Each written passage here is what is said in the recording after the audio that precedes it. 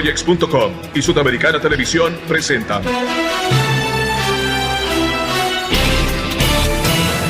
Una Hora con Romero.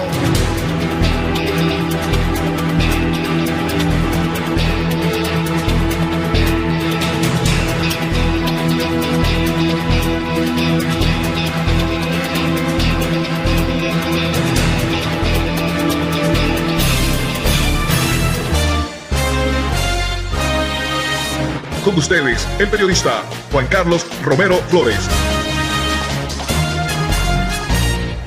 Señoras y señores, tengan todos ustedes muy buenas noches. Un enorme placer volver a la pantalla chica de Sudamericana Televisión.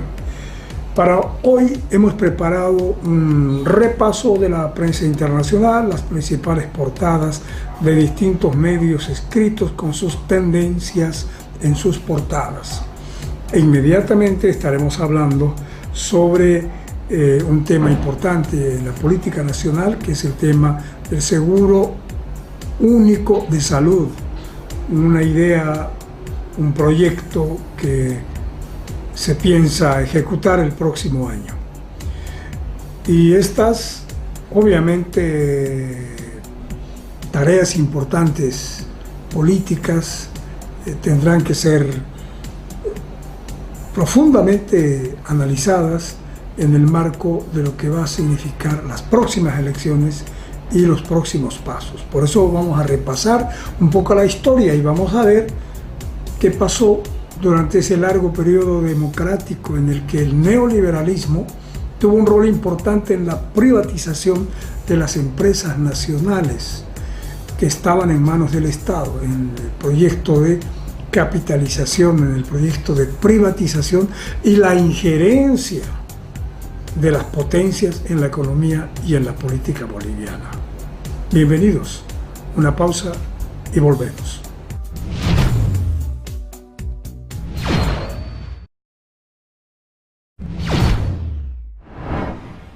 Hola, ¿cómo están? Soy Happy Peredo y hoy día quiero presentarles la Kia Sportage con todo su equipamiento y todos los detalles con lo que cuenta. Puerta del maletero eléctrica inteligente, reclinación del asiento trasero flexible,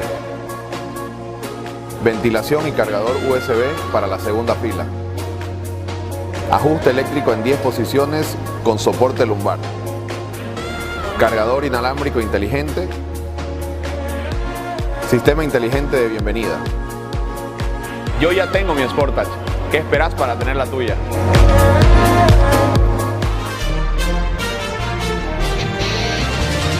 Semanario Independiente Alerta presenta en su edición número 271 Plan Bohan, el antes y después en la economía cruceña.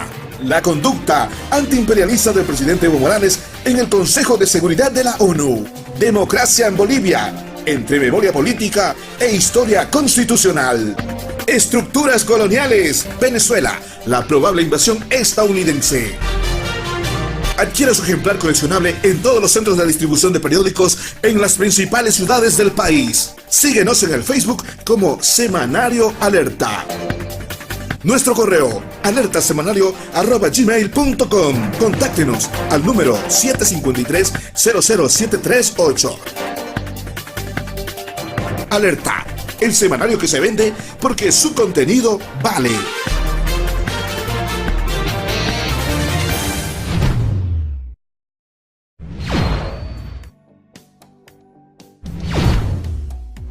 Ahora sí, vamos a un repaso de lo que significa las principales portadas de los medios escritos. México, La Jornada. La Jornada, que es el periódico más importante progresista de la izquierda mexicana, en su principal titular dice: descarta AMLO fondos públicos si el NAM queda en Texcoco. Inflan empresas 98% de productos básicos. Hace una profunda crítica a las empresas que están especulando con los precios de los productos básicos antes de la posesión del nuevo presidente de tendencia progresista en México. La Jornada es un periódico de tendencia de izquierda en México, el más importante. Y nos vamos a Mercurio, que es el otro lado de la noticia. El Mercurio es el periódico más conservador de Chile. Y en su principal titular dice: ventaja de Bolsonaro en primera vuelta impulsa Bolsa de San Paulo. Claro, para el Mercurio es importantísimo destacar que la bolsa subió porque Bolsonaro va a llegar al poder, pese a fragmentado mapa político de Brasil. Esto es lo que dice el Mercurio, prácticamente alegrándose en alguna medida de los resultados de las elecciones en Brasil. No podía ser de otra manera. Nos vamos a Buenos Aires. Allí el periódico de tendencia progresista, Página 12, en su principal titular dice: gases tóxicos.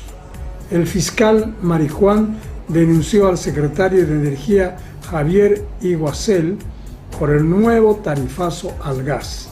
Los acusa de abuso de autoridad y violación en los deberes del funcionario público. Sucede que en Argentina hay un clima terrible de incremento de la energía y ahora han incrementado más todavía el precio del gas. Sobre este mismo tema, otro periódico de la misma Argentina, Clarín, de tendencia conservadora, dice: fuerte reacción ante las cuotas extra en la factura de gas por la suba del dólar. Un poco más suave, comprensible con la política de Macri. Ahí nos quedamos. Y vamos ahora a los titulares de las principales, de los más principales periódicos de nuestro medio. El Deber, periódico de tendencia conservadora, señala en su principal titular: afines al MAS y plataformas medirán fuerzas en las calles. Se refiere a las calles de Santa Cruz y este titular remarca el 10 de octubre, una fecha en la que la izquierda y la derecha por primera vez será convocada y sus militantes estarán mostrando el músculo político. La Razón de la Paz dice: Evo retruca y dice que mensaje de Mesa ignora a sectores sociales.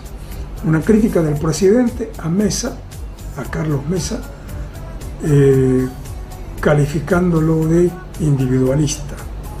Este titular es importante de La Razón, un periódico de tendencia de centro, progresista, y que en su columna superior señala: ante la justicia de Estados Unidos, Boni pide resarcimiento por gastos en el juicio civil por octubre 2003.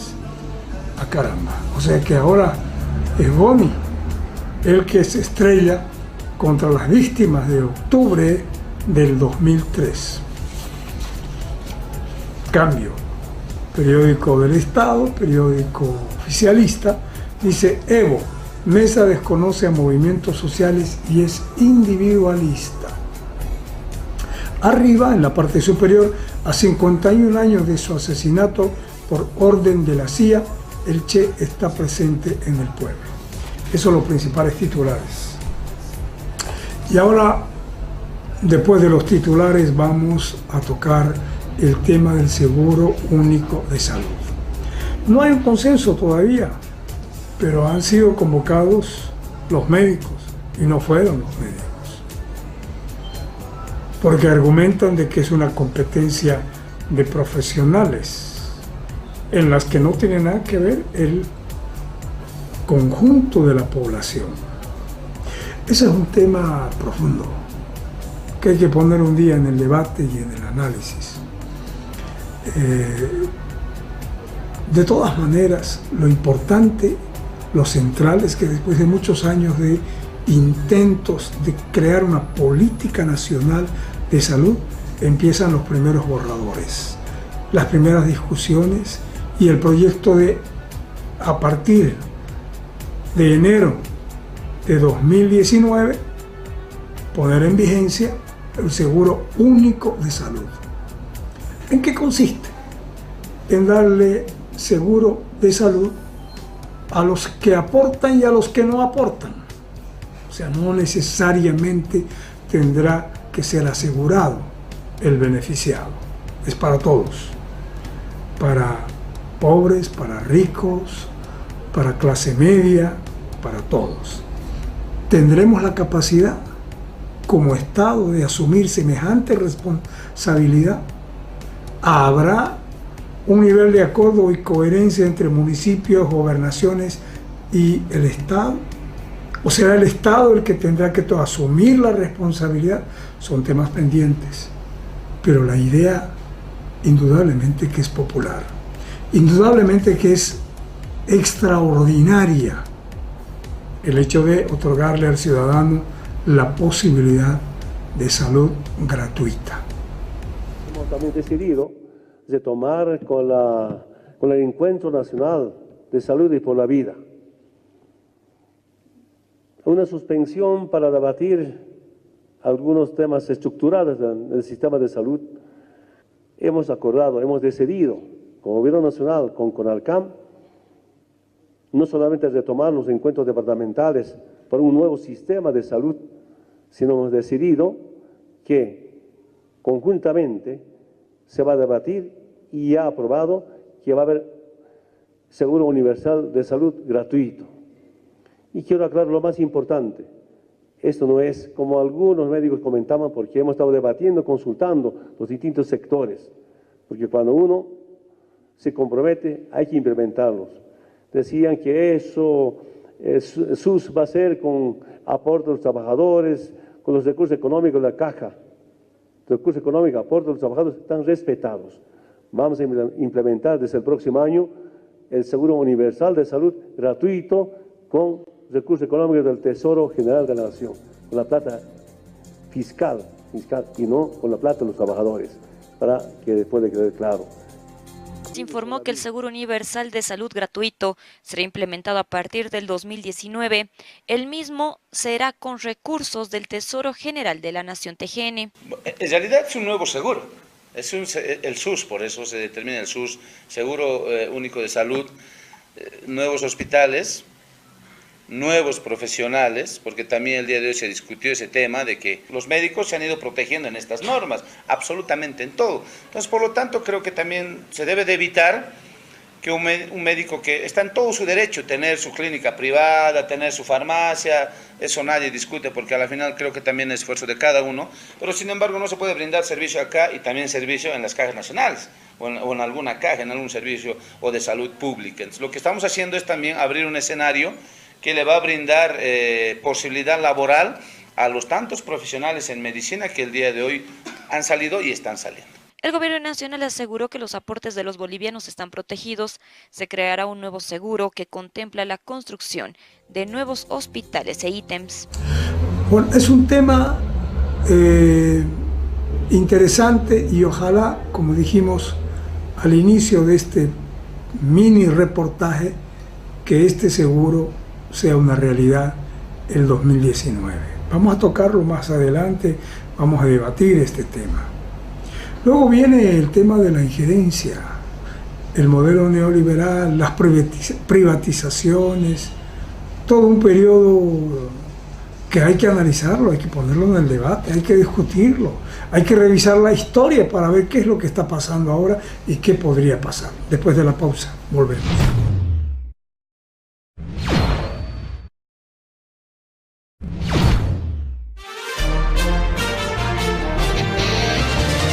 Semanario Independiente Alerta presenta en su edición número 271 Plan Bohan, el antes y después en la economía cruceña.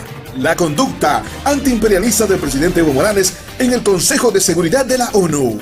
Democracia en Bolivia, entre memoria política e historia constitucional.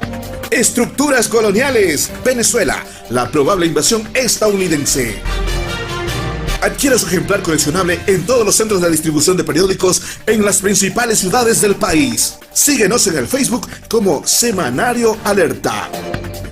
Nuestro correo, alertasemanario@gmail.com. Contáctenos al número 753-00738.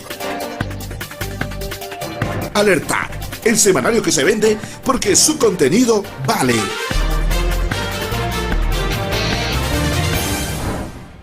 Hola, ¿cómo están? Soy Happy Peredo y hoy día quiero presentarles la Kia Sportage con todo su equipamiento y todos los detalles con lo que cuenta. Puerta del maletero eléctrica inteligente, reclinación del asiento trasero flexible,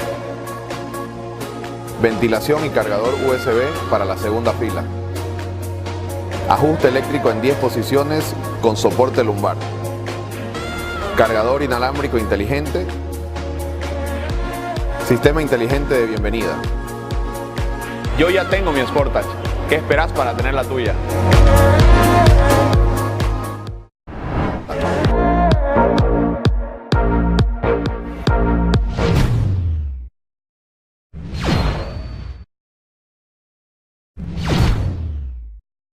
Indudablemente que el tema es central,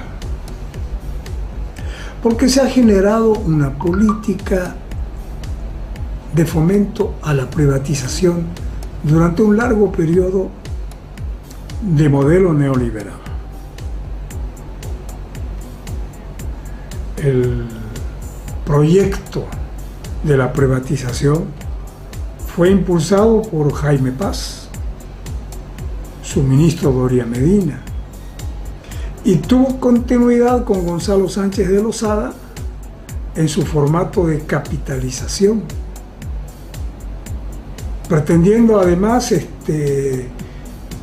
explicarle al pueblo como que lo que hacía falta era recursos de afuera, inyectar en la economía para dejarle al país un poco de ganancia. Pero ese poco de ganancia terminó en una verdadera acción de saqueo del Estado, a punto que Yacimientos Petrolíferos Fiscales Bolivianos se convirtió en residual. Es decir, residual conceptualmente es residuo, o sea, basura, lo poco, lo casi nada. Y eso fue lo que pasó con Gonzalo Sánchez de Lozada. Yacimientos residual eran oficinas, ya no había el control sobre la producción de hidrocarburos. Pero ese es otro capítulo que lo vamos a tocar con profundidad en la hora que tenemos en Sudamericana Televisión.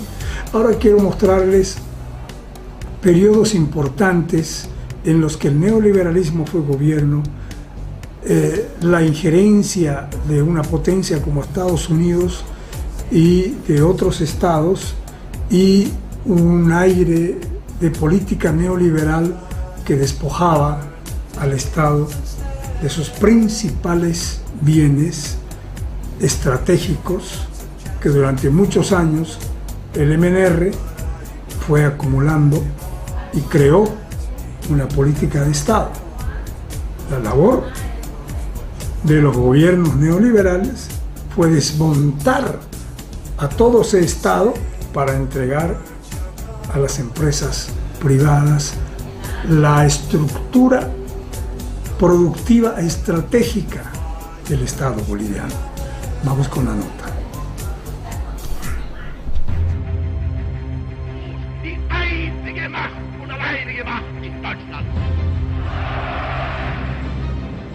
El fin de la Segunda Guerra Mundial significó el inicio de la Guerra Fría entre Estados Unidos y la Unión Soviética.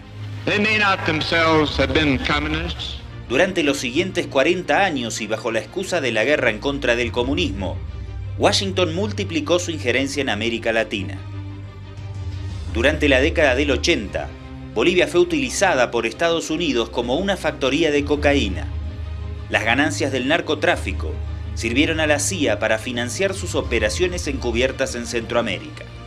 I did do it.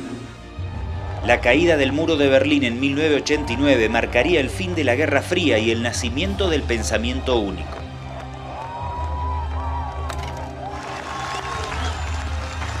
Mr. Gorbachev, tear down this wall. En sintonía con el resto de la región, Washington impuso las privatizaciones como política oficial. Donde gente de empresa, gente de negocios, está incursionando en la política. En Bolivia, los cocaleros se consolidaron como enemigos y víctimas principales de la represión ordenada por Estados Unidos. Informados y armados operaban para meter balas. Cuando me estaban llevando a la cárcel, yo como una asesina, una terrorista. Aquí el que dirigía eran los gringos de Estados Unidos. Psicológicamente nos han matado. Pero sí, agentes de la DEA han estado involucrados en el tema de las drogas. Trae a la Enron y retira yacimientos petrolíferos fiscales del negocio. Afectaron los intereses bolivianos y también latinoamericanos.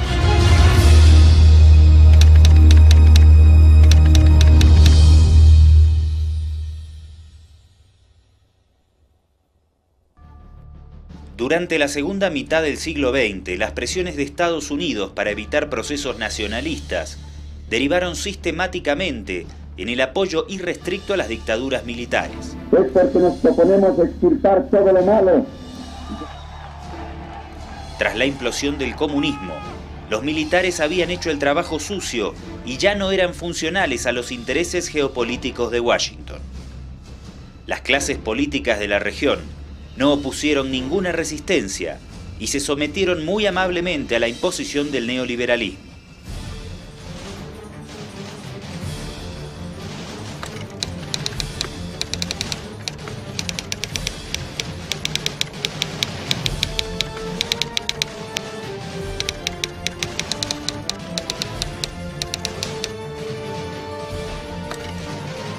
Sin la Unión Soviética como contrapeso a la hegemonía estadounidense, Washington se dio a la tarea de imponerse como única potencia. By people who were carped at and criticized and said, oh my goodness, you're warmongers. It went to the concept of peace through strength. And we need to understand how we got to where we are. Because going forward, we're going to have to make a judgment as to what role our country ought to play. And a passive role would be terribly dangerous. But who do we want to provide leadership in the world? Somebody else? En materia económica, el capitalismo inventa el concepto de pensamiento único, enmarcado en la teoría del fin de la historia, impulsada por Francis Fukuyama. And what I argue in the book is that liberal democracy comes much closer to fitting human nature in that sense than. En el ámbito militar, el imperialismo estadounidense pierde al comunismo como hipótesis de conflicto y fija su atención en la guerra contra las drogas. As president, one of my first missions is to keep the national focus on our offensive against drugs.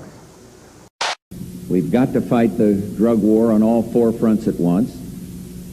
In my view, the military can do more.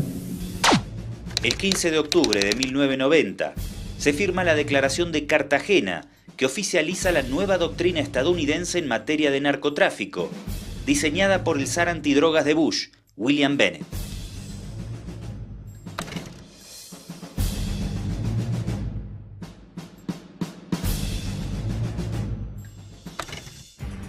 La consecuencia para Bolivia es la profundización de la represión en contra de los campesinos que viven en las regiones productoras de coca y la consolidación definitiva del neoliberalismo privatizador que había comenzado con el decreto 21060 de Paz Estensoro en 1985. Es que estoy convencido sinceramente que no hay otra alternativa. Entonces yo pienso que hay una relación directa entre la presencia de Estados Unidos en la lucha contra las drogas en Bolivia y los cambios hacia un sistema de mayor apertura al mercado, privatización de la economía boliviana.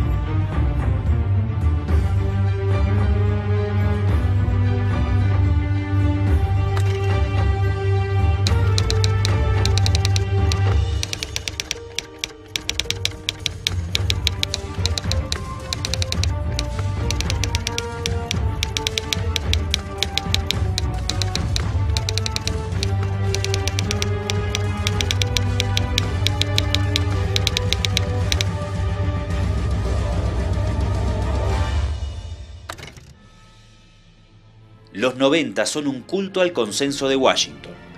En Bolivia, sus ejecutores son bien conocidos.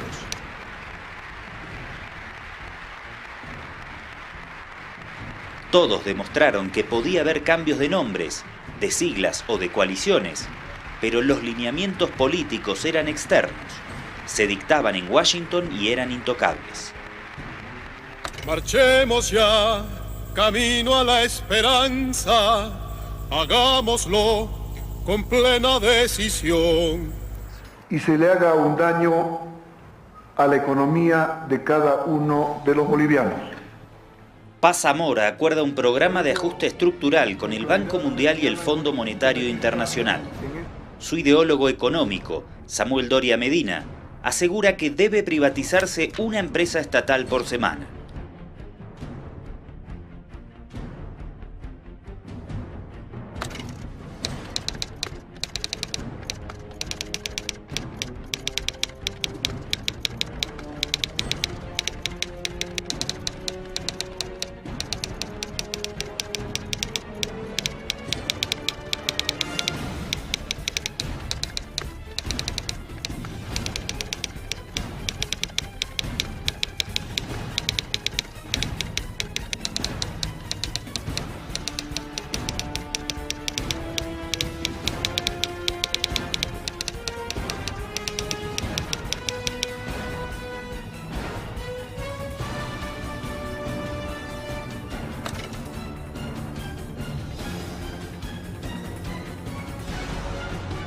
El ministro de Planeamiento, Samuel Doria Medina, fue el artífice de la privatización de 60 empresas que el Estado vendió en 87 millones de dólares, aunque las mismas estaban tasadas en casi 1.000 millones de dólares.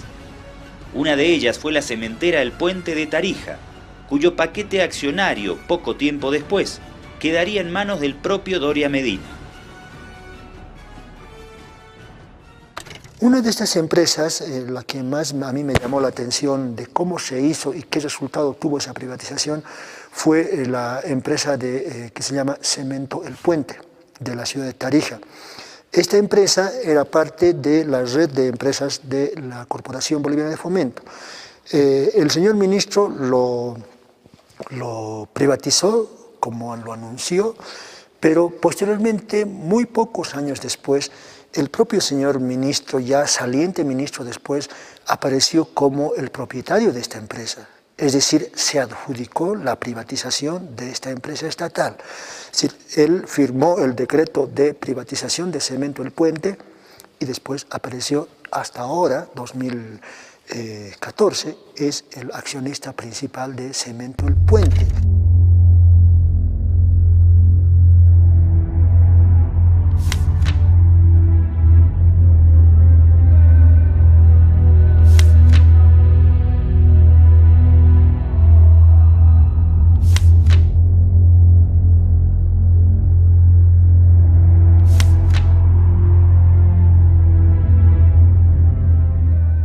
Siempre buscando soluciones, no promesas, verdaderas y efectivas soluciones.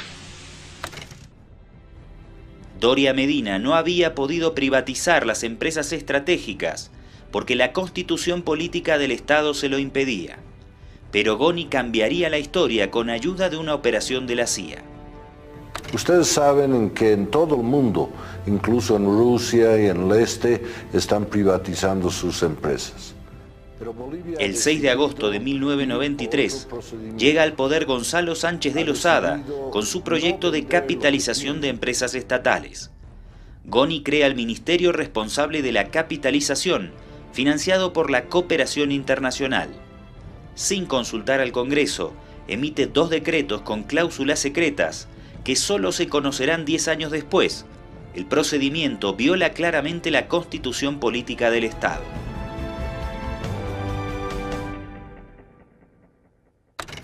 Pero Bolivia ha decidido ir por otro procedimiento. Ha decidido no vender lo que tiene, pero más bien invitar al capital extranjero, al capital nacional, que aporten una suma igual a lo que tenemos nosotros como valor de nuestras empresas.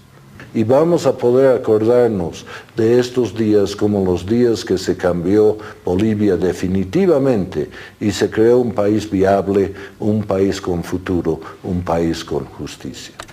La capitalización no es un centro de corrupción. Edgar Oblitas, entonces presidente de la Corte Suprema de Justicia, se opuso a este proceso declarando su inconstitucionalidad.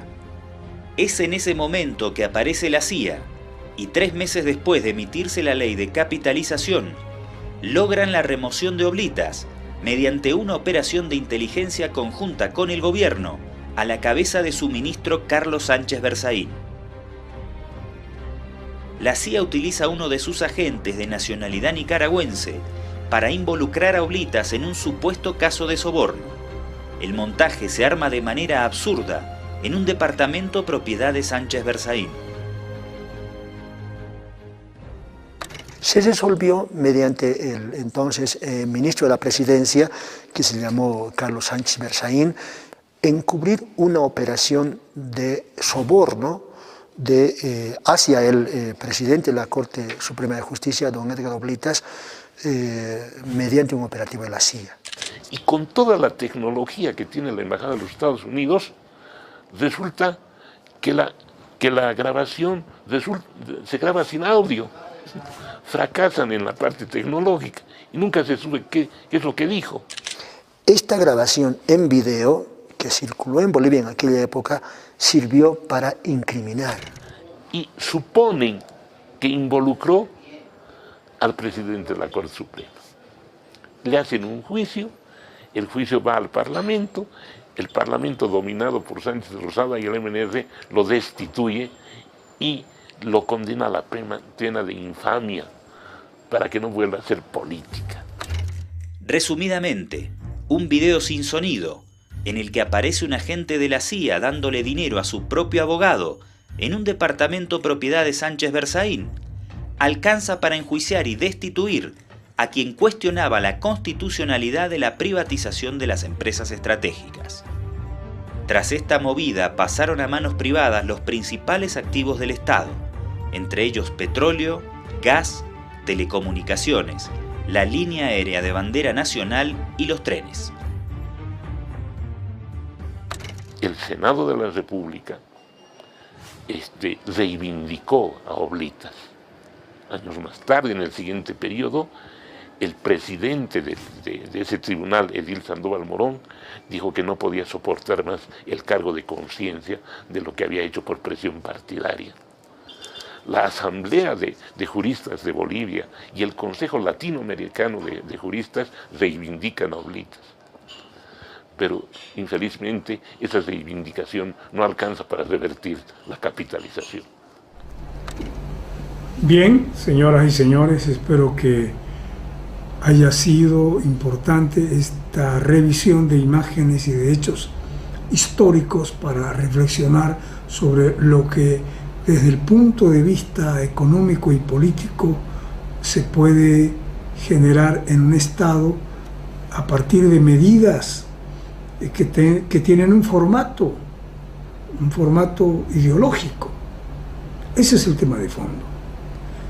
Y el tema de fondo es que hay una tendencia, y una tendencia conservadora, de derecha, de centro derecha, una más extrema, otra más suave, pero es la misma historia. Es tener al Estado como un punto estratégico de inversión privada. No le gusta al modelo neoliberal que la luz, el agua, los servicios básicos, los minerales, los hidrocarburos, lo medular de la economía esté en manos privadas, en manos del Estado. Y han generado toda una corriente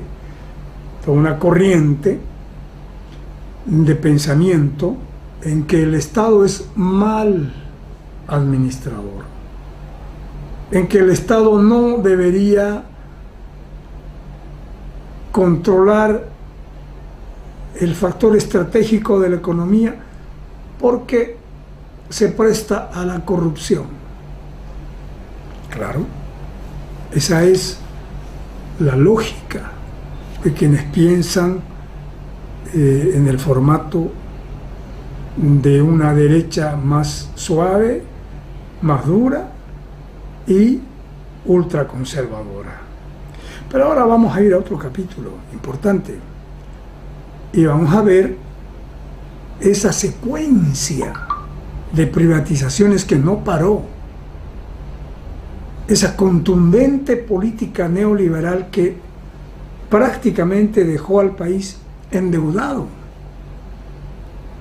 No teníamos los bolivianos recursos, ahorros internos como Estado, como país, para asumir un momento de crisis, para generar un proyecto político de industrialización, de potenciamiento del Estado. Porque sencillamente don Jaime Pazamora, don Gonzalo Sánchez de Lozada se encargaron de hacernos creer que toda la magia vendría de la inversión privada, interna y externa. Vamos al segundo capítulo para reflexionar sobre esta profunda privatización y lo que algunos llaman el saqueo del Estado Nacional. Otro contrato escandaloso y fraudulento fue firmado por la estadounidense Enron, que sin poner un solo dólar usufructuó con un gasoducto para exportar a Brasil. Un gasoducto que iba a tener 550 kilómetros aproximadamente en territorio boliviano y 2.500 kilómetros en territorio brasileño hasta San Pablo. Y Brasil se acerca y dice, hagamos el gasoducto. Hagamos con yacimientos petrolíferos fiscales bolivianos. Este es el planteo boliviano. Hagamos entre Petrobras y yacimientos. Y Sánchez de Lozada les dice a los brasileños, no, porque yacimientos no tiene plata para pagar. Que no era una cantidad de 400 millones de dólares, una cosa así. Y Brasil dice, nos van a pagar en gas, con la producción. Entonces vamos descontando y ustedes pagan. Y cuando Sánchez de Lozada ve que era un gran negocio, trae a la Enron y retira yacimientos petrolíferos fiscales del negocio. Los perjuicios a la sociedad boliviana generados por el proceso privatizador y sus derivaciones en materia de corrupción se investigan hasta la actualidad. Adjudicatario proponente, YPF Pérez Compán Plus Petrol Bolivia. Es un asunto entonces que puede calificarse como un auténtico saqueo, como una actitud antipatria, como una actitud de venta de Bolivia ante determinados personajes, pero también la subordinación a determinaciones que se tomaron fuera de nuestras fronteras. El hecho de que se haga caso sumiso a una autoridad extranjera es algo que no podemos olvidar y debemos recordar para que no se vuelva a repetir. ¿Por qué usted piensa que Sánchez de Lozada obró de esa manera? Llego a una conclusión. Pensamos que nuestros presidentes, en general, son representantes, voceros de nuestros pueblos frente al imperio, frente a Estados Unidos. Pero con Sánchez de Lozada pasa una cosa absolutamente diferente. Sánchez de Lozada es el vocero de los Estados Unidos frente a Bolivia. Las relaciones económico-financieras que tiene con bancos, con petroleras, con empresas mineras, y él es un socio dentro de todo este esquema económico. ¿Y los socios qué? Le exigen al socio Sánchez de Lozada que traiga utilidades. Los oradores, a su turno, lanzaron duros ataques contra el gobierno y principalmente contra el ministro de Gobierno, Carlos Sánchez Berzaín, y afirmaron asimismo que los trabajadores y campesinos son contrarios a la capitalización de las empresas del Estado y a la privatización de la seguridad social.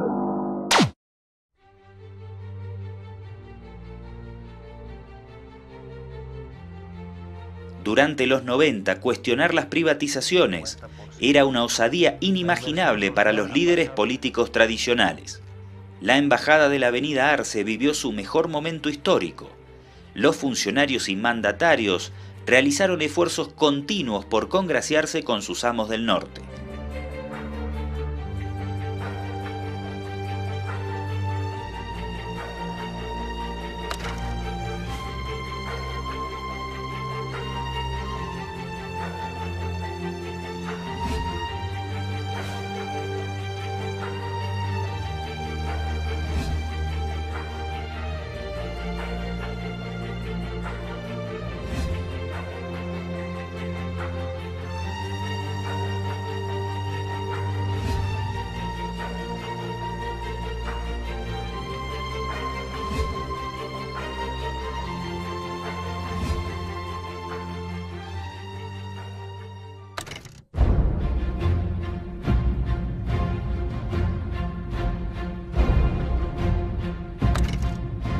En la misma lógica de congraciarse con Estados Unidos, un imperativo era la represión de los campesinos cocaleros.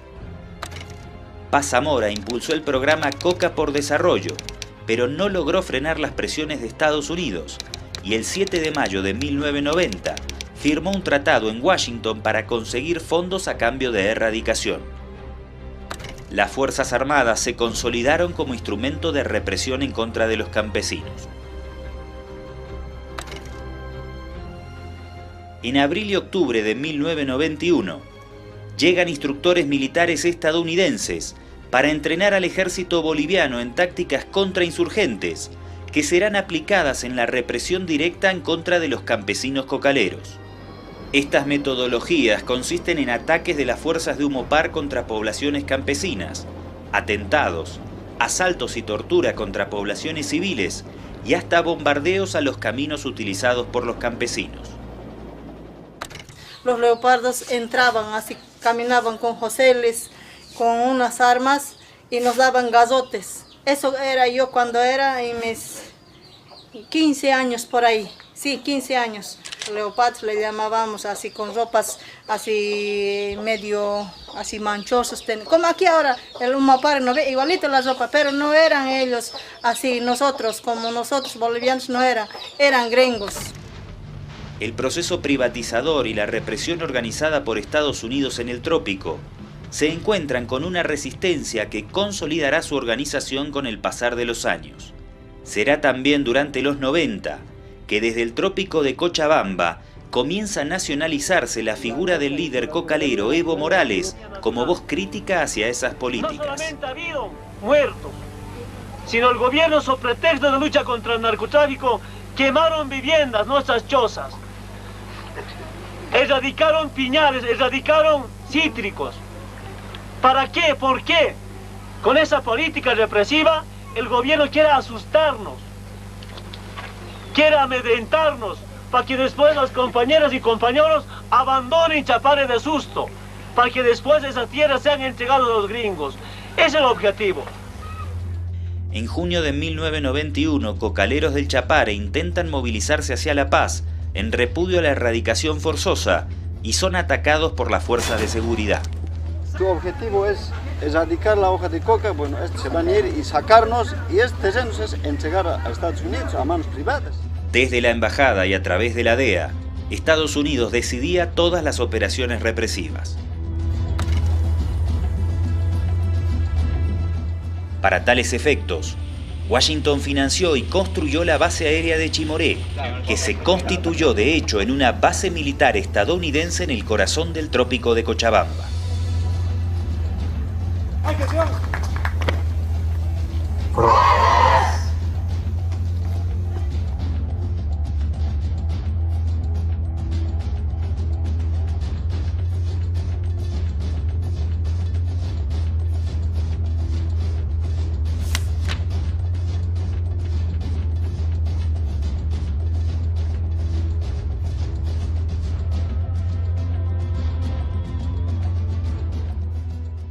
Encabezado los operativos por agentes de la DEA.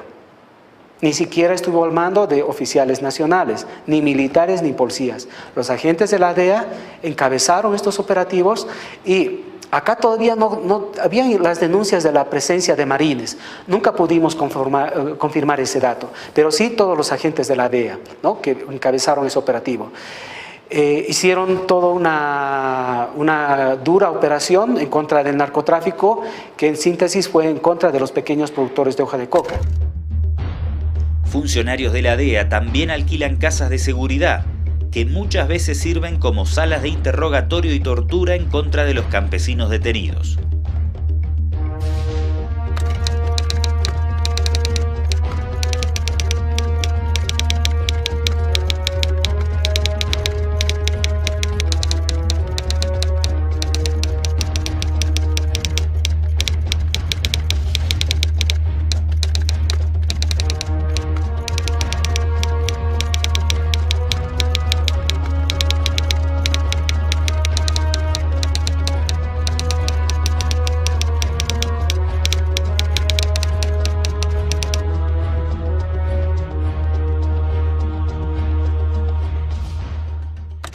Eran muy malos.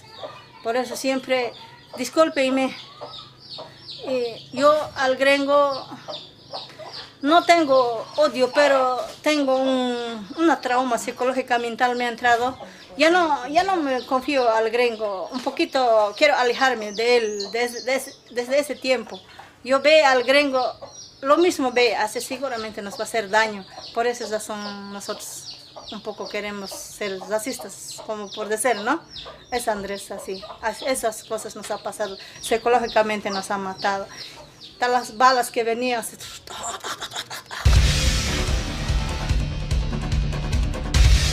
Psicológicamente nos han matado, relata Fidelia 20 años después. Es la viva expresión de la guerra de baja intensidad, planificada y ejecutada por Estados Unidos en el trópico de Cochabamba. No podemos volver a las políticas del pasado. Todos sabemos que no sirve. Solo el plan de todos traerá la inversión que creará los empleos que tanto necesitamos. El 6 de junio, vota por Bolivia. Vota por el cambio. Vota por el plan de todos. Juntos podemos. En 1993, a 2 meses de asumir, Sánchez de Lozada aumenta la apuesta. Presenta a Estados Unidos un plan reservado para erradicar definitivamente la coca y lanza la opción 0. Pretende desplazar a 75.000 campesinos del Chapare y entregar esas tierras a 8 empresarios para convertir al trópico en un gran polo industrial. Como resultado, aumenta la represión gubernamental dirigida por la DEA. Sánchez de Lozada aprueba la operación Nuevo Amanecer para golpear la cadena de comercialización de la coca. En agosto de 1994 nace la Marcha por la Vida, la coca y la soberanía nacional. El gobierno ordena la detención de Evo Morales. Además, es el rechazo a la militarización a las zonas productoras de coca. ¡Viva la marcha por la dignidad y la soberanía nacional! ¡Viva! ¡Muera la militarización! ¡Muera! ¡Causachun coca! Sí, yo creo que esta marcha por la vida, la coca y por la soberanía nacional ha sido un triunfo del movimiento cocalero boliviano.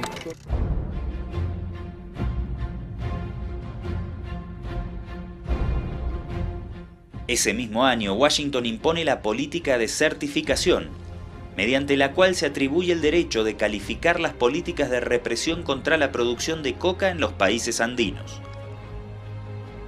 Si las naciones son aprobadas, continúan recibiendo fondos. Si no aprueban, los envíos de dinero son suspendidos. La consecuencia inevitable es la sistematización de la represión para lograr la aprobación de Estados Unidos.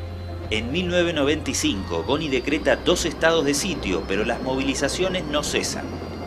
Esta vez son las mujeres quienes marchan desde el trópico hasta La Paz. El 17 de enero de 1996, luego de un mes de caminata que también incluyó represión gubernamental, las mujeres arriban a la sede de gobierno.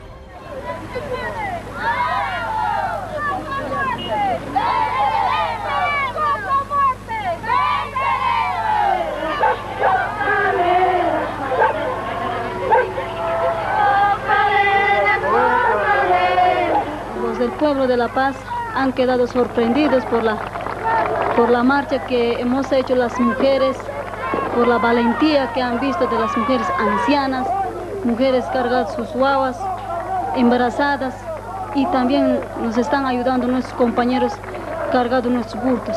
Y así quedaron sorprendidos todos los medios de comunicación y el pueblo de La Paz. La capitalización también golpea a los mineros, que en resistencia a la privatización de Amaya Pampa y Capacirca son masacrados por el ejército en diciembre de 1996.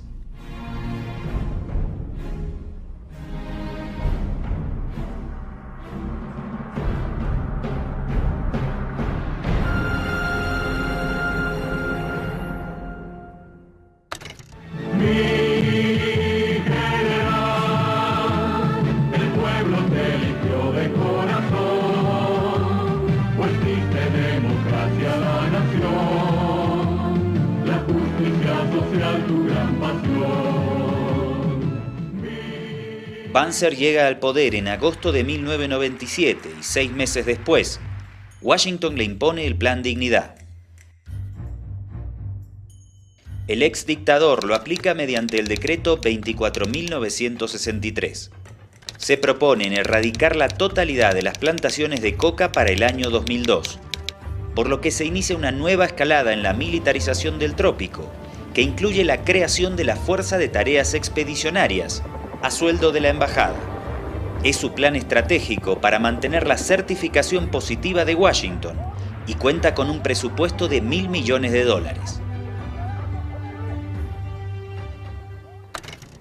Hace un año yo creo que hubo mucho escepticismo sobre el Plan Dignidad, pero el gobierno ha cumplido con su propio compromiso. Yo creo que lo importante no es hablar de lo que dicen los Estados Unidos o lo que dicen las Naciones Unidas o lo que sale en la famosa certificación. Lo importante es si el gobierno ha cumplido con sus propias metas, y eso ha hecho. En la permanente campaña organizada para demonizar al movimiento cocalero, las autoridades de turno reportan la presencia de una guerrilla en el Chapare. Durante 1999 se realizan más de 40 operativos de erradicación forzosa. Actualmente tenemos la unidad móvil de patrullaje rural y se la crea con asistencia americana, ¿no? Tanto en el entrenamiento como en la parte de abastecimiento. Un recuerdo que nos recordaba hace casi 8 años, no llegaba aquí. Mira, los pastizales todavía siguen, pero el cementerio ha avanzado mucho ya. He visto varios muertos, compañeros. Por ejemplo, aquí en Chancadora, un compañero fallecido con la bala de helicóptero. Otro compañero, 3 compañeros fallecidos en Senda 6, en plena vía de día.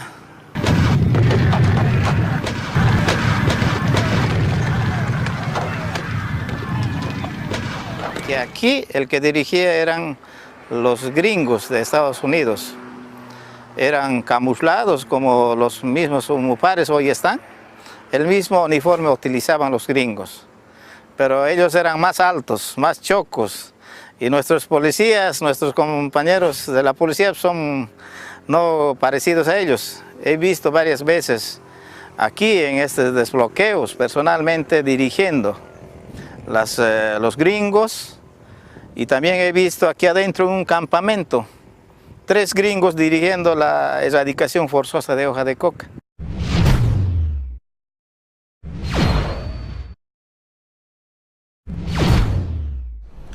Señoras y señores, espero que este programa haya sido de su agrado, que usted haya tomado nota de los apuntes de texto e imagen que hemos ofrecido hoy día.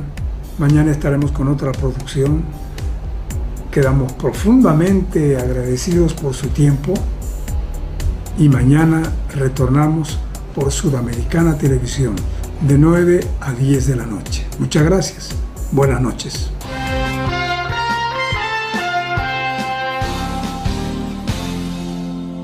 Una Hora con Romero es una producción de Projects.com y Sudamericana Televisión.